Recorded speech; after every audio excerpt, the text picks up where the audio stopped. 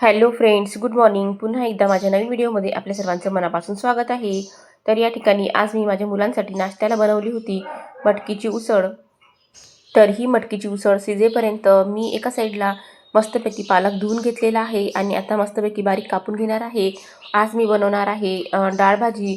आमच्या विदर्भामध्ये याला डाळ भाजीच म्हणतात. तुमच्याकडे काय म्हणतात ते कमेंट करून नक्की सांगा. तर हा रात्रीचा कालचा खूप सारा भात उरला होता, म्हणून म्हटलं आज त्या भातासोबत डाळ भाजी बनवावी. तर आता मी मस्त बारीक बारीक पालक कापून घेत आहे आणि एका साईडला मग डाळ भाजीसुद्धा लावून घेणार आहे कुकरला. तर असा माझा स्वयंपाक आहे आजचा. तर माझ्या मुलांना मटकीची उसळ खूप आवडते, म्हणून मी त्यांच्यासाठी स्पेशली मटकीची उसळ बनवून घेतली होती.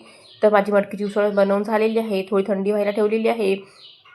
तर आमच्या हा कुकर जो आहे आतमधल्या झाकणाचा, याच्यामधून आपण कितीही थोडं पाणी टाकलं तरीही पूर्ण झाकणातून बाहेर येते.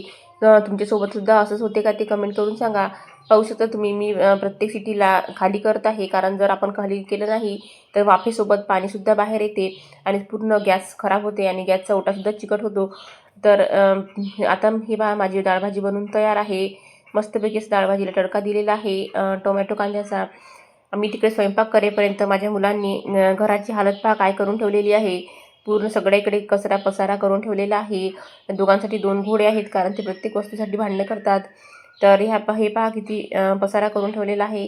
त्यानंतर इकडेसुद्धा भरपूर सारी खेळणी जी पोत्यामध्ये होती ती पोत्यामधली पूर्ण खेळणी बाहेर काढलेली आहे आणि खेळत मात्र एकही खेळणं नाही.